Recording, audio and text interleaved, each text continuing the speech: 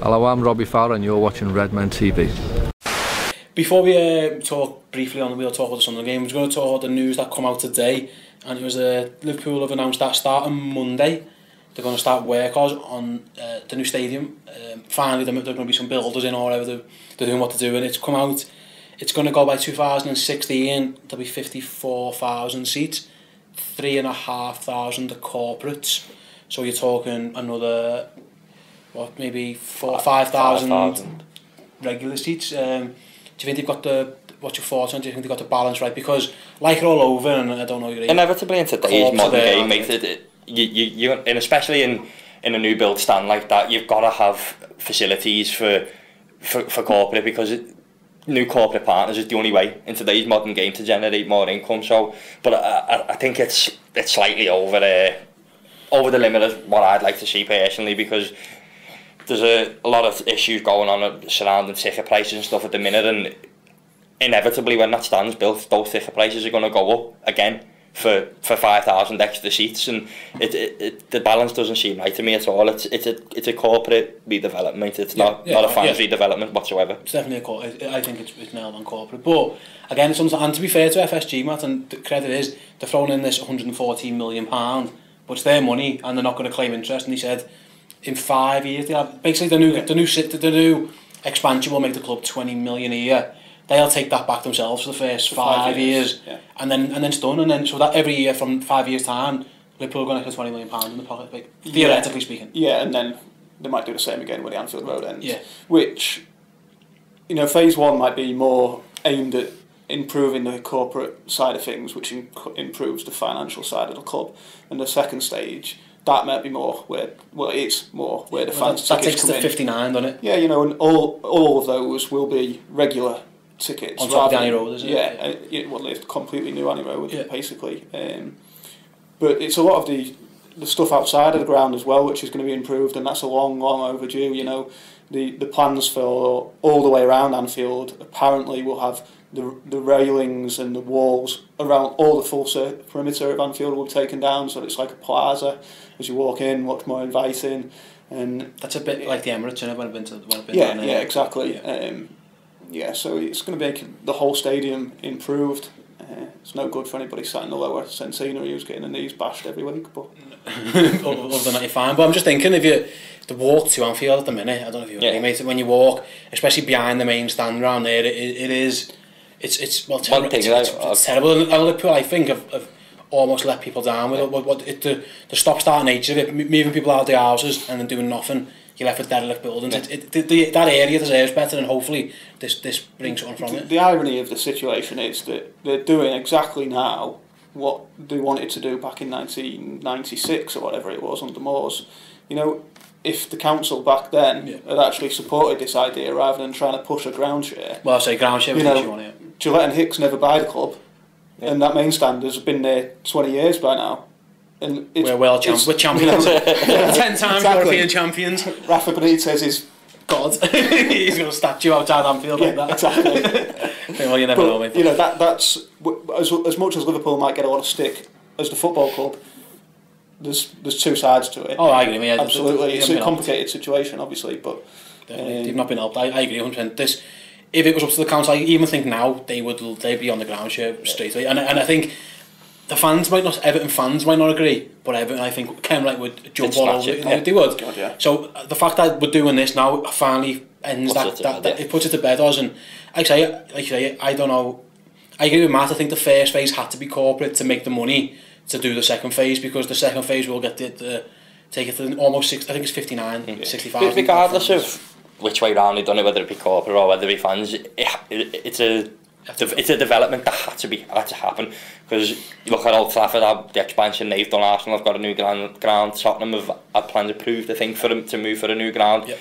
So if we're going to realistically keep up with these sides, it's something that had to happen sooner or later, whether it be a move or whether it be a redevelopment. So to see where we are now, from when them two pair of gobshites bought the club telling us a spade in the ground in however many days it was, he said, to see us now having, say, Monday we start the building started. It's a refreshing situation to be in. What's odd is that, I say, when again Paul mentioned this sometimes on the show quite often, he'll say Liverpool have to try and do something different Because if you look, ironically, the two best teams in the league at the moment haven't got big grounds. They've just got billionaire owners. The Man United, who are a corporate and unbelievable, have been for years. They pretty much make their own money. That's up to their eyeballs, and we'll forget that. But they generate their own money. Liverpool are eventually, especially when they financial fair play has the teeth that it hopefully will have. You're going to have to, think whether it does or not, you're going to have to start making this money yourself. It's going to have to be done. So, listen, your owners can still put bits in, and I think there's a limit on what they can do. But we're behind because Chelsea's owners now, he's through that money in already, so their squad's already great. Yeah. So, even if FFP comes in now, doesn't matter. City's the same. City have got a squad full of internationals, and basically what FFP's done is it's helped them out in a way that, although they can't do it again, they can't do it again. They've done it. They've already got them now. The players are there. Real Madrid's the same. They're already there. So the elite will stay. It's actually protected the elite. Exactly. Made it more difficult for anybody that wants to catch them up. Basically, so Liverpool have got to try and basically do more. And that's why when I see these Dunkin' Donuts things and I see these, what else did they do? The Indonesian Airlines training ground. Doesn't bother me at all. I think it's fair enough. Yeah. One day where you see a donut holding the Anfield sign, listen, it's cringeworthy and you know what it is, and you're a donut holding the shirt. Well, the next one is going to be the naming rights to the main stand is probably going to be announced. You would think at some point before 2016, obviously, it could be imminently. It could be that the deal is in place and that it'll coincide with this whole, starting of the progress. But that's what the football club needs. If the naming rights sell, they might make almost the money to pay for the stand in the 5 years anyway, just off the naming rights. And renaming the Kop might be bad, but renaming the main stand, I think we can all get over that. Yeah, it wouldn't be the end of the world. I think most teams now will have a stand or two. I think for 100% of fans, it's always going to stay the main stand, isn't it? Regardless of what it's called. Well, I think there's still people who call the Sensini the Kremlin Road. So I don't think it makes that much difference. But just finally, before we move on to the game itself in terms of the stadium, was we mentioned ticket prices before, and the thinking always was, as Liverpool increased the tickets, because I think Liverpool could sell 80,000 tickets if the pricing was right. Going to 60, I don't think the jump from 49 to 60 is that big, where the prices are going to fall. I think they'll still carry on. I don't think you'll see, people always argue, the more seats they get, they might be able to make cheaper ones. I don't see that happening. It's going to be, those 10,000 they'll still sell for this, by 16 they've probably gone up again. And I do think, maybe if you were talking 80,000, then maybe you can sell 10,000 at the very top seats for 20 quid. But I don't think we're ever going to get to that stage for a long time, where the capacity is that big. Even in Barcelona, I know the cheapest seats in Barcelona are dirt cheap. Yeah. But Germany the same, because you can fit that many people in. But I don't think that's ever coming. I think even if Liverpool has 70,000, we're not going to see a drop off in prices. I mean, like them or love them, like them or hate them or love them, the organisations that are getting behind this project and trying to speak to the club in SOS and displaying Kop 1906, I'm fully behind what they're trying to do, mate, because with that banner they had at the last game with the "Let me tell you a story of a poor boy," it's a scary enlightenment, that, mate, of just in such a short space of time how drastically those ticket prices have gone up. And back in 1990, I think, is where they started the thing. A father could afford to take his kids to the game week in, week out, mate. He can't do that now, and as you just said, going forward, I only see ticket prices going up regardless of this campaign now. We won't bring flags and banners to the game, although it's a tremendous thing what they're trying to do. Whether they get dialogue with John Henry or not, I just don't see it changing. I don't think anything's going to come of it, and although it's saying we won't bring our banners and stuff, it's just crazy, mate, and it's something that I don't think is going to change, and I only see it getting worse, if I'm honest. What I don't get, I don't know if you agree, Matt, is Liverpool, I don't know if you see a deal, the atmosphere in the ground. We mentioned that people don't take the flags, and FSG will be quite happy with people coming in, people who don't necessarily go to the game, and I'm not slagging people off who come over and travel, because I support a team in American football, and I'd love to go over there for one game. I'd be amazing, I'd love to do it, but I don't think you're going to be able to protect the atmosphere of Anfield if your policy is, maybe they don't want to, maybe they don't give a shit, do they? I don't know. If they want these 5,000 tickets, do they want them going to people who will generate an atmosphere, or are they going to be people who are taking, I don't know, I went to the consultation back in the spring and spoke to you tell me 20 minutes into a couple of the people from the architect and from Liverpool itself, and they claim that because the cheap seats will be the upper tier, that because of the design of the stand, the atmosphere will actually be improved because it will filter down. Whereas at the moment, if you look at the main stand roof, it's like backwards. The noise just goes up. whereas it'll be more slanted. The noise down. from the main stand. Yeah, you know, all the wooden seats, and every time somebody opens a flask, and you know, but the way of the roof is created, it will actually allegedly improve the atmosphere. Well, I don't get that's what the atmosphere is.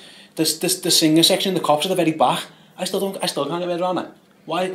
Surely because they're going to stand. If they would stand at the front, then you know. Yeah, you see the club. It's difficult for the club, but it's a whole new podcast to discuss that. Sure. Yeah, maybe. Well, I say we have got into uncharted serious territory. I don't like serious, but I just think positive news: more seats, more tickets available, because the availability and listen, I'm not even going to talk about the sale of tickets for Liverpool, because it's a whole other issue. It's one of those things. People saying we could like.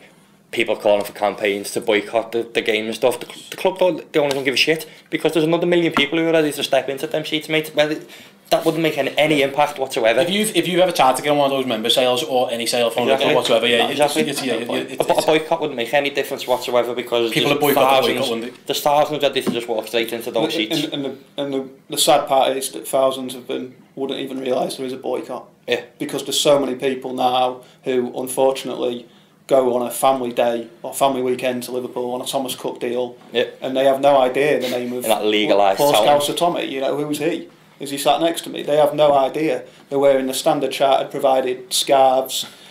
You know, you see them with an iPad. The front of the centenary near the Cop is the worst part for it. You know, the whole game. Just a couple of weeks back in the Cop, the girl sat in front of me on the phone.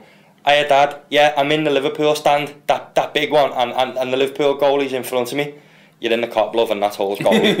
That's the kind of play people buying this Thomas Cook package. I don't want to slag people off who come over, because again they pay their money and they're entitled to do what they want. My issue with it might just be is that if that's what's going to happen, then that's what's going to happen. But then the club can't expect people to start singing. They can't sell the Cop as the be all and end all. They can't say come to Anfield, the atmosphere is amazing. I don't mind people who, if you spend your money and you come to Anfield, you're entitled to do what you want. I don't think you can ever say to someone, you must sing, you must shout, you must scream. But they're being sold a product on this famed Anfield atmosphere, that's the issue, that no longer exists the way that it did, because there's so many of them. You know, there's always been people that would come for a treat or a one-off, and they've somehow got tickets and they're from their way. And maybe 10, 15, 20 years ago, that made up 5% of the crowd. The problem is that now 25% of the crowd are that, so the atmosphere is diluted, and the team shit. And then they go home and they go, oh, well, the atmosphere wasn't that great. Yeah. Put it back in the box. Come on, back in the box. Shows kiss me out. Just selecting his club.